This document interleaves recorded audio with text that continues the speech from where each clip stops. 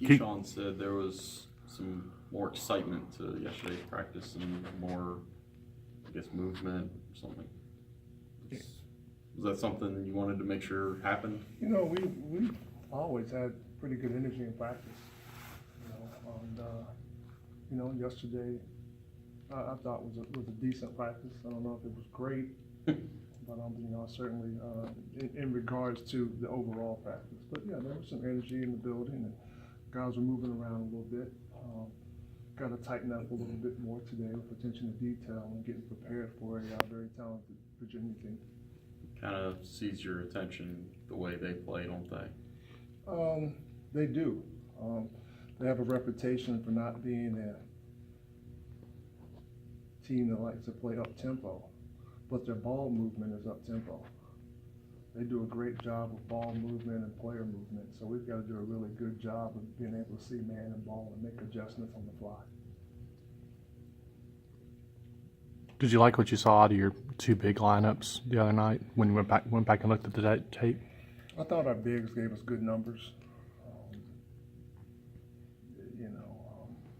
Hopefully we can continue trending in that direction with those guys. I thought Doral, a double-double, 3 blocks. Terrence had a block, Olivier had a block. Olivier, I thought, starting to become more and more comfortable out there on the court. And so I think those guys played well for us. You go through stretches where we don't get a paint touch, say 4 or 5 minute stretches where you don't really get a paint touch by an interior guy. Who's to blame for that? Both parties. That's what I figured. As a guard, you still, for us, as many ball screens as we set, we want to come off, we want to attack. And that's one thing. And then also as a big, a lot of people have the notion that a guard has to throw you the ball to score. You can go get offensive rebound. Yeah, it's that simple. When fans look at a set and think the guy's open down low, what's some of the things that they aren't seeing that the guards are probably seeing?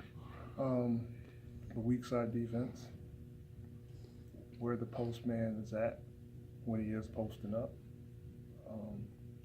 They have a better understanding of the comfort level of the post player that's trying to receive the basketball and where he's more effective at. And what kind of path he would have to be thrown to get the ball probably too, right? And how the person that has the ball is being guarded. So there are a lot of split-second decisions that come into play. But, the notion for all bigs is, I grew up with a father who played professional basketball. He was an interior player. He told me all the time, go get an offensive rebound, you want to score. Run the floor, you want to score. Yeah. And so those are all things that we talk about. But, there are a lot of different ways for guys to score the basketball. You get into the bonus and post up strong. Get fouled, go to the free throw line. That's another way to score. So, those are all different ways that guys can put themselves in situations to score. Looking at Virginia and how they operate, in what ways will you guys be successful? What do they not do well that you guys do well that you can exploit? Well, you know what? They're one of the better teams in the country, so they've gotten off to a great start. The one thing I look at, the number of bodies that they play. I think, if it gets in a game where more bodies are being played, I think that'll be to our advantage from the standpoint of, they've got a really strong 8-man rotation, and sticks to that pretty religiously, so to speak. So, we need to get up and down. We need to push tempo. Not necessarily taking bad or quick shots, but, make those guys work on both ends of the court. You had a fairly prolific second half run in your last season at Tulsa. Do you see any similarities between the squad you've got right now and having hope that you can maybe have a similar type run here this season? Even last year. The games last year we go on a stretch, and that's our league. We've got a ton of league games left. And in the league, the teams that we play in our league are some of the best teams in the country. And night in and night out, you're going to have a chance to go out there and prove yourself over and over again each night. And, that's our mindset. You got to take it one game at a time, but there's plenty of games left in our conference season. Guard play is very important for you. How important is it, especially when you're talking about pushing tempo against this Virginia team? How important is it for Brian and those guys to be efficient?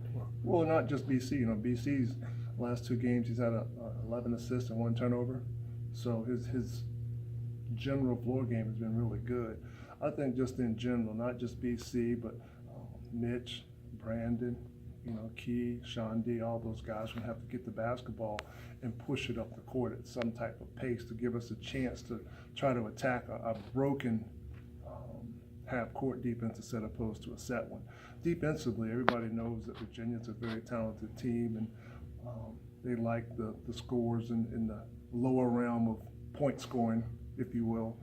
But, you know, a misconception to me is their 3 perimeter players are shooting the ball really well, so they can score the ball. And looking at Mitch, he's had a kind of a slump here in the last 4 games. Is it important to try to get him going a little bit early? Yeah, it's important for everybody to get going. But, you know, the biggest thing about a slump is you get yourself going. You know, and that's necessarily not, you know, not always making a shot. It might be getting a steal. It might be taking a charge. It might be going and getting a rebound. It might be an assist. It might be drawing a foul and getting to the free throw line. So there's a lot of different ways that you can get yourself going. And that's the mindset. You know, let's go out here and let's figure out a way that I can make a contribution where it's not always just with the ball in my hands.